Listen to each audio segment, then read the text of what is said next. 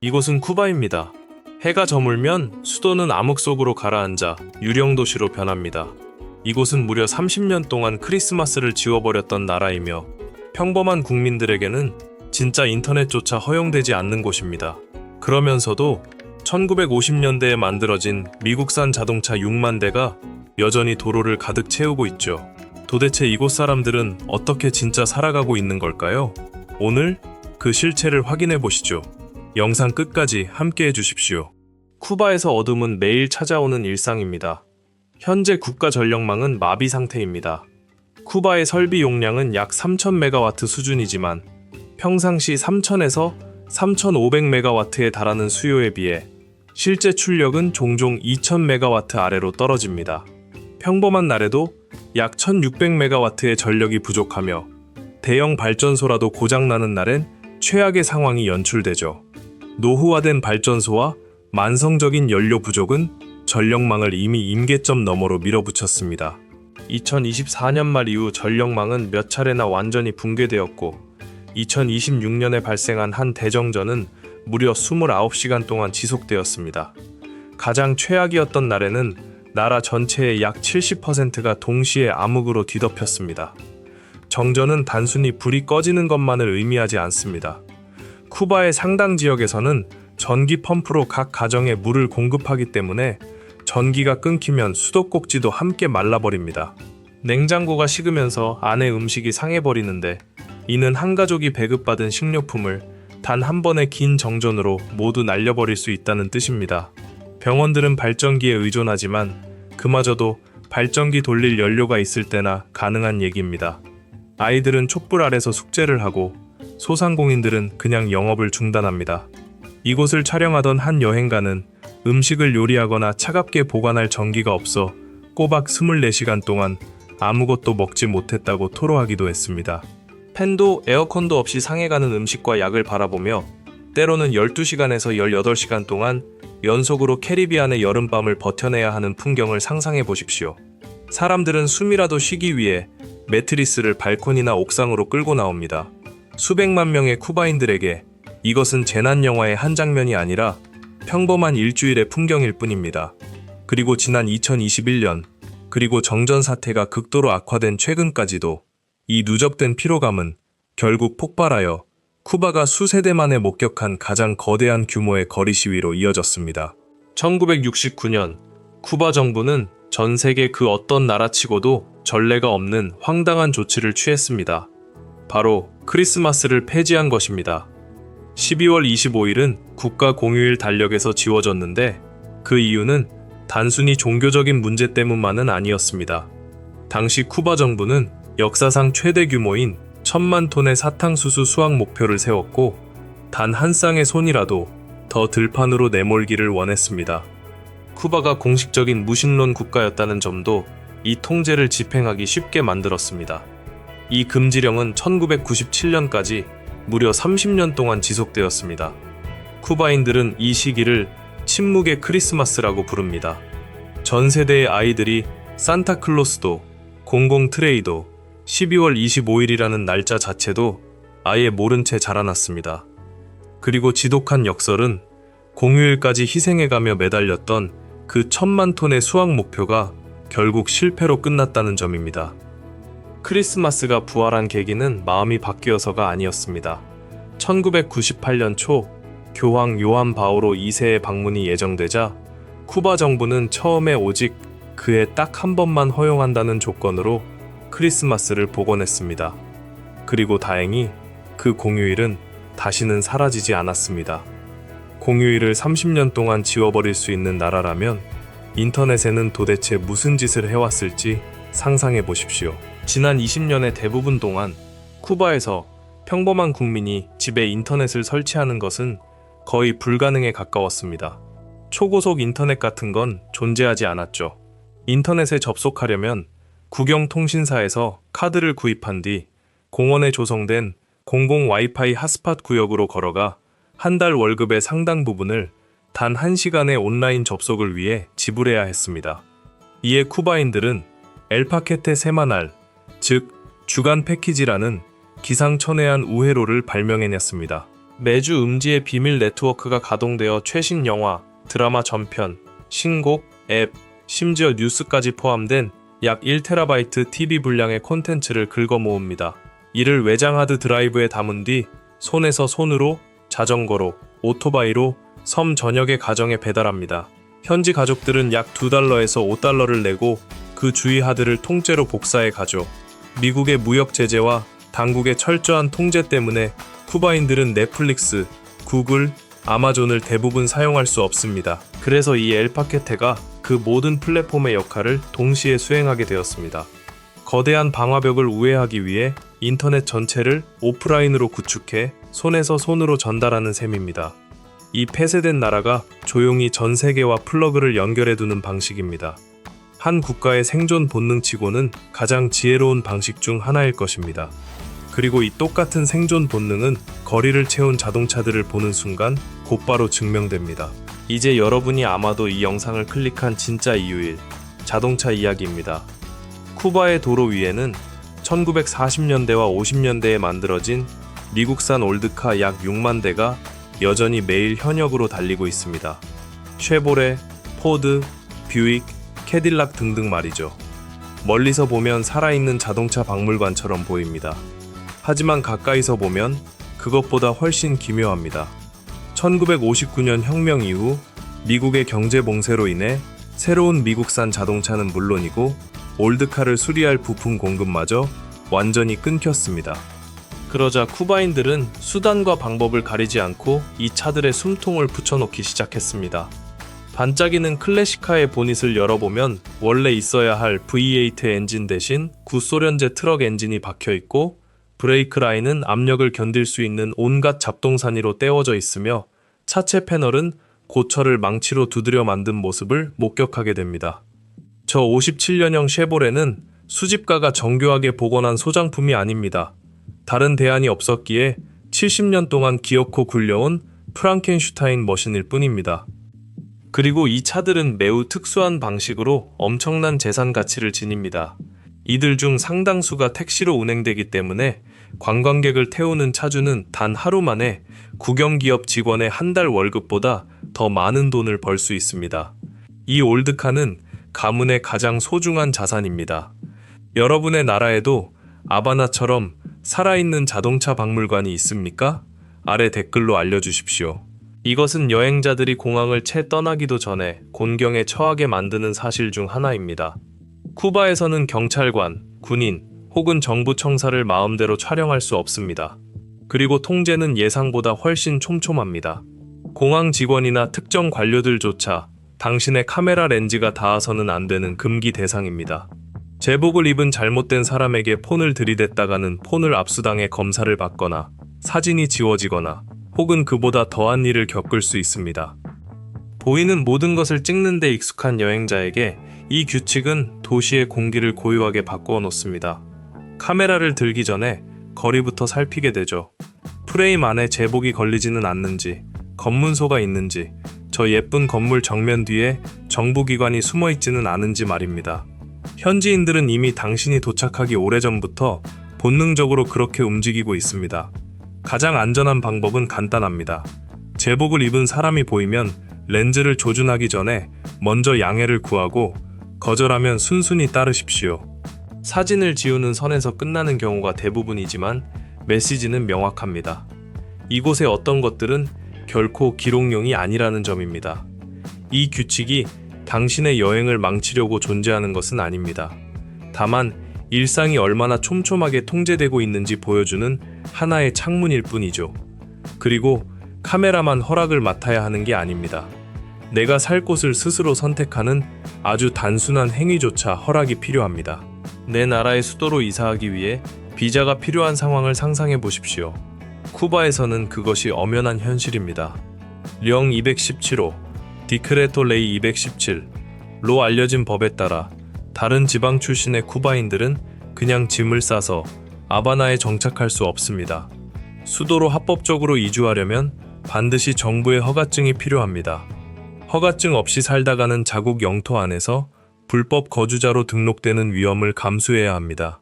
하지만 그 결과 수도 주변에 일종의 내수용 국경선이 그어지게 되었죠.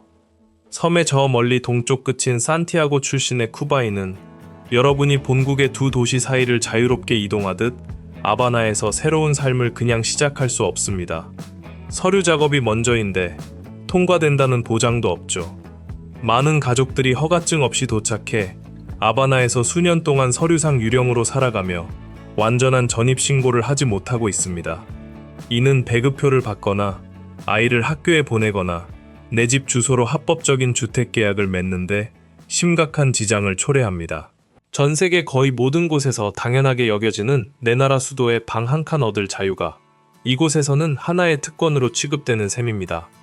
그리고 이 통제망 위에 또 하나의 레이어가 얹혀 있습니다. 법적으로 오직 단 하나의 정당, 즉 쿠바 공산당만이 유일하게 존재할 수 있다는 사실입니다. 합법적인 야당은 존재하지 않으며 내가 뿌리 내릴 곳을 선택할 자유마저 제한되어 있습니다. 이것이 이곳의 규칙입니다. 이제 이 규칙은 잠시 접어두기로 하죠. 왜냐하면 다음 사실은 엄청나게 시끄럽고 화려하며 진심으로 지구상에서 가장 위험한 파티 중 하나에 대한 이야기이니까요. 1년에 한 번 레메디오스 이미디오스라는 작은 마을은 폭죽으로 만들어진 거대한 전쟁터로 변모합니다. 그리고 그곳 주민들은 그것 말고는 다른 방식은 원치도 않죠. 이 축제의 이름은 라스파란다스 데레메디오스, 라스파란다스 데레메디오스로 그 기원은 1820년경으로 거슬러 올라갑니다. 두 동네가 정면 승부를 벌이는데 경쟁의 무기는 다름 아닌 화약입니다. 단 하룻밤 동안 그들이 쏘아 올리는 폭죽의 양은 무려 2만 발에 달합니다. 안전 장벽 뒤에서 머리 위 하늘로 안전하게 터지는 그런 폭죽이 아닙니다. 폭죽의 상당수가 군중 소작 수미터 앞 지상 레벨에서 일제히 폭발합니다. 단순히 구경하는 게 아니라 가슴뼈 전체로 그 진동을 느끼게 되는 귀를 찢고 눈을 멀게 만드는 빛과 연기의 거대한 장벽입니다. 지구상에서 가장 위험한 불꽃 축제 중 하나로 자주 묘사되며 유네스코 역시 이 전통을 인류 무형문화유산으로 지정했습니다. 왜냐하면 그 라이벌 의식 자체가 삶의 원동력이기 때문입니다. 두 동네는 몇 달 동안 철저한 보안 속에 거대한 야간 조명 퍼레이드 카를 제작하고 화약을 비축하며 서로를 화력으로 압도하겠다고 다짐합니다. 모든 것이 배급되고 통제되는 나라에서 단 하룻밤 동안 이 작은 마을은 자신들이 가진 모든 에너지를 한 번에 뿜어내며 해방감을 만끽합니다. 하지만 군중을 향해 발사되는 불꽃조차 이 거리의 가장 기묘한 의식은 아닙니다. 평범한 인도 위를 걷다가 피비린내 나는 동물 재물의식의 현장을 곧장 마주칠 수도 있으니까요. 아바나의 어느 골목길을 적절한 타이밍에 걷다 보면 교차로에 버려진 도살된 닭이나 문 앞바닥에 놓인 촛불과 재물들을 마주치게 될 수 있습니다. 이것은 범죄 현장이 아닙니다. 그들의 신앙이죠. 이 종교의 이름은 산테리아입니다. 과거 노예로 끌려온 서아프리카인들이 포획자들이 강요한 가톨릭 성인들과 자신들의 전통 신들을 융합하면서 탄생한 종교입니다. 그 결과 성인 뒤에 숨겨진 오리샤, 정령들 드럼 연주, 신내림, 쿠바만의 독특한 종교 문화가 완성되었습니다. 그리고 음지에 숨겨진 비주류 문화가 아닙니다. 산테리아는 쿠바의 음악, 춤, 그리고 언어의 뼈대를 형성했습니다. 아바나의 문틈 밖으로 흘러나오는 리듬의 많은 부분은 과거 정령들을 불러내기 위해 두드리던 드럼 소리까지 그 기원이 거슬러 올라갑니다. 혁명 정부가 공식적인 무신론을 밀어붙였을 때도 이 신앙은 사라지지 않았습니다. 거실과 뒷마당 깊숙한 곳에서 대부와 대자 사이에 조용히 전수되며 살아남았고 오늘날에는 일상 속에 완전히 공개적으로 스며들어 있습니다. 도시거리에서는 신내림 입문의식의 일환으로 1년 동안 머리부터 발끝까지 온통 흰 옷만 입고 다니는 신자들을 흔히 볼 수 있습니다. 특정 정령과 연결된 고유한 색깔의 구슬 목걸이를 착용한 모습도 보게 되죠. 외지인의 눈에는 충격적으로 보일 수 있습니다. 하지만 수백만 명의 쿠바인들에게 이것은 그저 도움과 보호, 혹은 행운을 구하는 지극히 평범한 삶의 방식일 뿐입니다. 우리가 흔히 아는 단순한 관광용 부티앱이 되기를 거부하는 이 섬의 또 다른 단면입니다. 그리고 만약 길거리 위에 피비린내가 당신을 불편하게 만든다면 신대륙에서 가장 공격적인 포식자를 만날 때까지 잠시 기다려 주십시오. 쿠바는 캐리비안에서 가장 거대한 섬으로 면적은 약 110,860제곱킬로미터, 42,800제곱마일에 달합니다. 그리고 이 땅에는 다른 어디에서도 볼 수 없는 포식자가 살고 있으니 바로 쿠바 악어입니다. 이 악어는 신대륙을 통틀어 가장 공격적인 악어로 평가받습니다. 먹이를 낚아채기 위해 물 밖으로 몸 전체를 용수철처럼 쏘아 올릴 수 있으며 무리를 지어 사냥을 했다는 기록이 있고 심지어 자기 동족을 공격하는 모습까지 포착된 바 있습니다. 또한 이 악어는 우울한 기록도 가지고 있는데 현존하는 악어 중 자연 서식지가 가장 좁아 현재는 오직 사빠따 라는 단 하나의 늪지대로 내몰려 있습니다. 성체는 이제 고작 2,400여 마리밖에 남지 않았죠. 하지만 이곳에서의 멸종은 우리가 흔히 생각하는 방식으로 진행되지 않습니다. 야생 개체군의 약 절반이 현재 훨씬 더 흔한 종인 미국 악어와 교배를 하고 있습니다. 하이브리드 새끼가 부화할 때마다 순수한 쿠바 악어의 유전체는 점차 지워지고 다른 유전자로 대체됩니다. 단속할 밀렵꾼도 없습니다. 그저 생물학적 메커니즘이 한 종의 존재 자체를 희석시켜 없애버리고 있을 뿐입니다.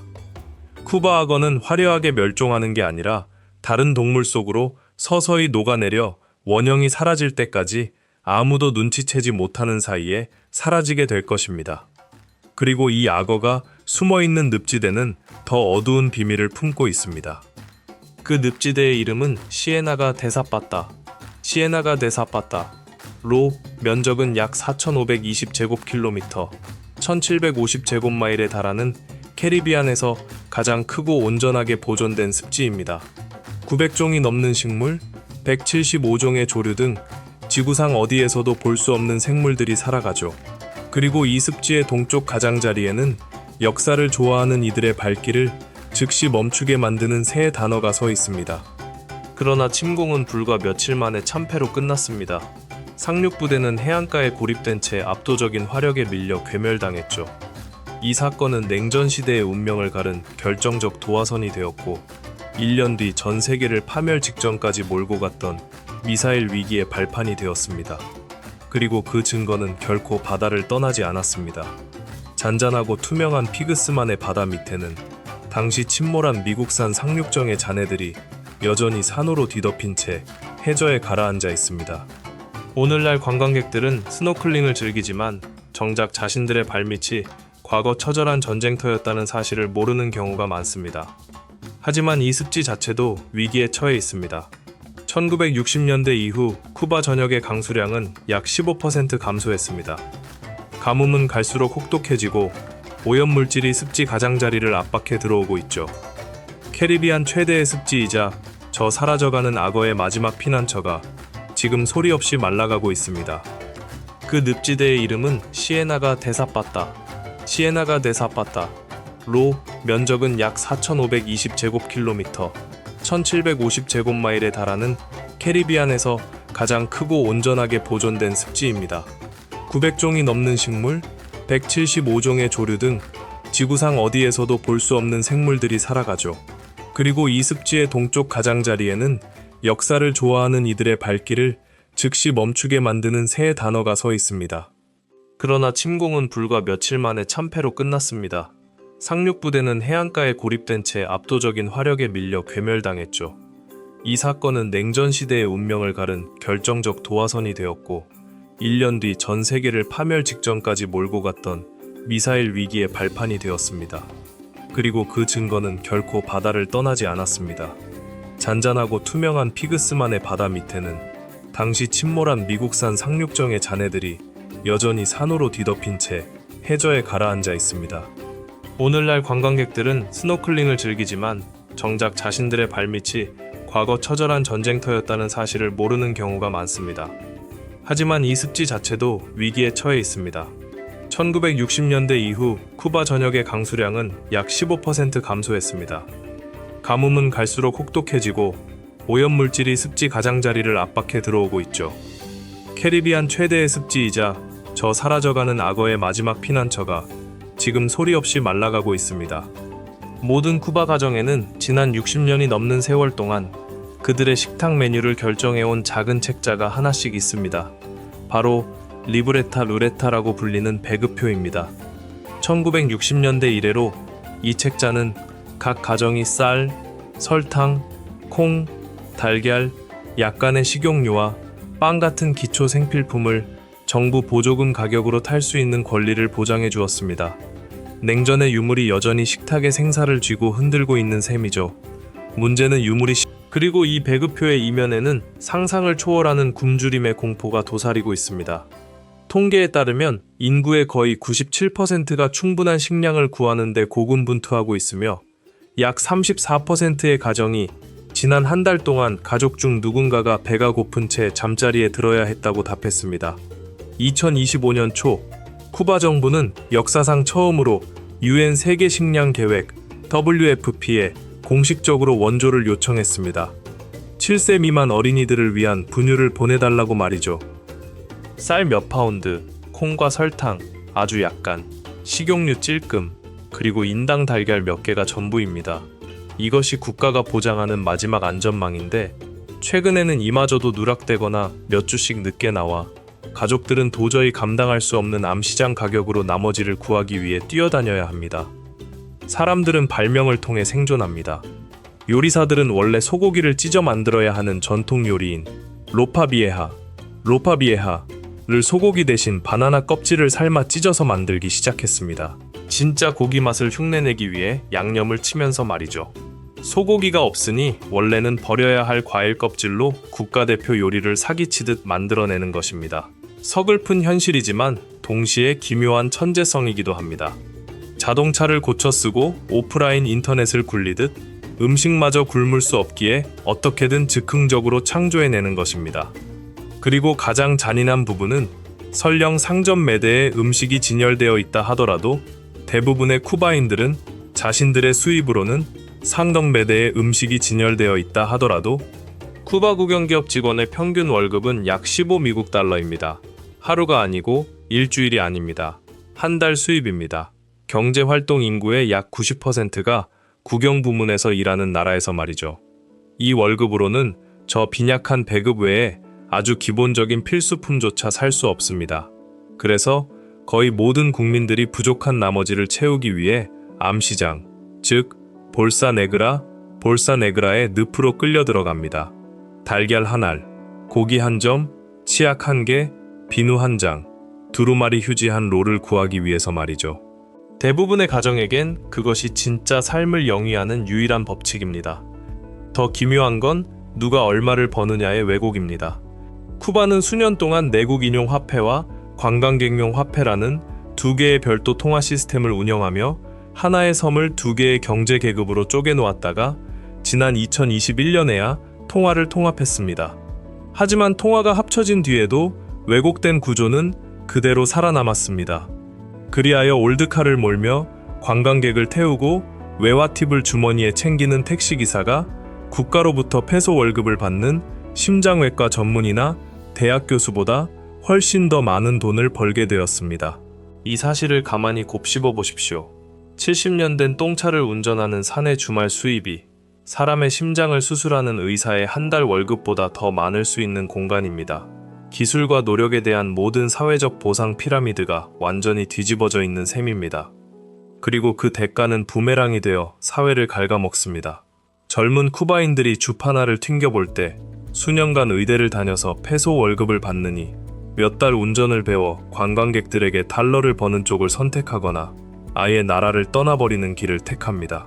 그 결과 시스템이 고도로 훈련시켜 놓은 전문직 인재들, 의사, 엔지니어, 교사들이 대거 짐을 싸서 마이애미나 마드리드로 도망치거나 택시 운전석을 채우는 두뇌 유출의 비극이 매일 반복됩니다. 세계 최고 수준의 엘리트를 양성해내고도 집안의 숫자가 맞지 않아 그들이 문 밖으로 걸어나가는 모습을 맥없이 지켜보고만 있는 나라입니다. 이 패러독스는 단순히 가슴 아픈 일에 그치지 않습니다. 이 영상이 지금까지 달려온 가장 놀라운 반전의 무대를 마련해 주니까요. 쿠바의 모든 것이 결핍되어 있을지언정 단 하나만큼은 지구상에서 가장 압도적인 공급량을 자랑하는 것이 있으니 바로 의사입니다. 쿠바는 인구당 의사 비율이 지구상에서 가장 높은 나라 중 하나입니다.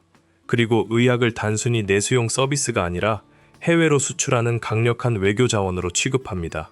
가장 대표적인 예가 바로 헨리 리브 여단, 헨리 리브 브리게이드입니다. 전 세계 어디든 재난이나 전염병이 발생하면 즉각 현장으로 투입되기 위해 조직된 쿠바의 정예 의료 구호단이죠. 지금까지 13천 이들은 서아프리카의 에볼라 병동으로 걸어 들어갔고 파키스탄과 아이티의 지진 잔해 속을 파헤쳤으며 코로나19 팬데믹 당시에는 여러 대륙의 야전 병원을 책임졌습니다. 이 쿠바의 긴급 의료 미션들이 합작해 구해낸 목숨만 해도 무려 9만 3천 명이 넘습니다. 이 여단은 심지어 노벨 평화상 후보에 오르기도 했죠. 이 극단적인 모순과 직면해 보십시오. 심장수술 전문의가 택시기사보다 돈을 못 벌고 전력망이 29시간 동안 통째로 가라앉는 바로 그 섬나라가 수십 년 동안 한 사회가 만들어낼 수 있는 가장 고귀한 유산인 남들이 기피하는 사지로 뛰어들 준비가 된 숙련된 의사들을 전 세계로 수출해온 코로나19 팬데믹 당시에는 가장 고귀한 유산인 남들이 기피하는 사지로 뛰어들 준비가 된 숙련된 의사들을 전 세계로 수출해온 박봉은 수많은 의사들이 탈출하는 주된 이유이기도 하며 실제로 최근 몇 년 동안 쿠바는 수만 명의 의료진을 잃었습니다. 그럼에도 불구하고 저 흰 가운의 군대는 지금도 끊임없이 국경을 넘어 세상 밖으로 나아가고 있습니다.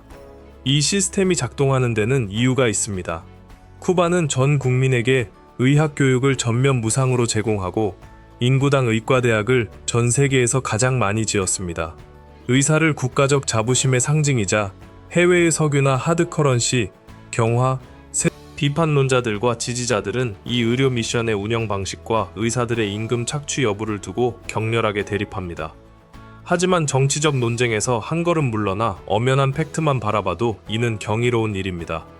미국의 오랜 경제 봉쇄를 당해온 이 작은 섬나라가 자신보다 몇 배는 더 크고 부유한 강대국들보다 더 많은 실질적인 의료 구호 인력을 글로벌 재난 현장에 투입해왔다는 사실 말입니다. 혹시 여러분 중에 쿠바인 의사에게 치료를 받아보신 분이 계십니까? 아래 댓글로 남겨주십시오. 마지막 사실입니다. 그리고 이 사실이야말로 앞서 언급한 모든 비극을 바라보는 시선 자체를 바꾸어 놓을 핵심 조각입니다. 쿠바의 문해율, 글을 읽고 쓸 줄 아는 비율은 약 99.8%로 전 세계에서 가장 높은 축에 속합니다. 이것은 우연히 일어난 기적이 아닙니다. 1961년 쿠바 정부가 교육의 해를 선포하며 시작된 한 캠페인은 역사적인 전설이 되었습니다. 이들은 연등을 한 손에 들고 산막과 농촌 오지로 들어가 농부들과 할머니, 할아버지들과 함께 먹고 자며 글을 가르쳤습니다. 그 이면에 깔린 정치적 내러티브가 무엇이든 간에 그 결과만큼은 이 나라의 체질을 완전히 바꾸어 놓았습니다. 부자든 가난뱅이든 도시에 살든 깡촌에 살든 거의 모든 국민이 글을 읽을 수 있는 공간을 만든 것이죠. 전력망의 불조차 제대로 켜지 못하는 바로 그 섬나라가 자신들의 모든 시민에게 글을 읽는 법을 가르쳤고 심지어 역사상 가장 배고팠던 고난의 시기 속에서도 그 교육의 끝만큼은 결코 놓지 않았던 것입니다. 그 차를 모는 국민들의 두뇌만큼은 결코 얼어붙어 있지 않았던 셈입니다. 이제 한 걸음 물러서서 이 나라의 전체 그림을 조용히 바라보십시오. 한 국가는 공휴일을 30년 동안 얼려버릴 수 있습니다. 화폐를 얼리고 자동차를 얼리고 심지어 해안선마저 통제 속에 묶어둘 수 있죠. 실제로 쿠바의 아주 많은 부분은 지난 60년 동안 미국의 경제 봉쇄, 배급제, 대정전, 그리고 무수한 규칙들 속에 문자 그대로 시간 속에 박제되어 있었습니다. 하지만 그것은 동전의 한쪽 면일 뿐이며 우리가 흔히 부탭에서 보는 낭만적인 풍경의 어두운 이면입니다.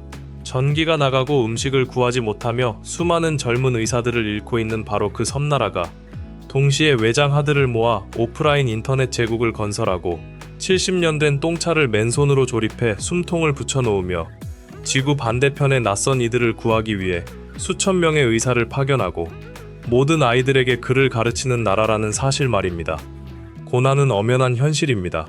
하지메철 돌파해내는 국민들의 강인한 회복 탄력성 역시 지독한 현실이며 진짜 쿠바라는 장소를 정의하는 것은 다름 아닌 그 무시무시한 생존력 자체입니다.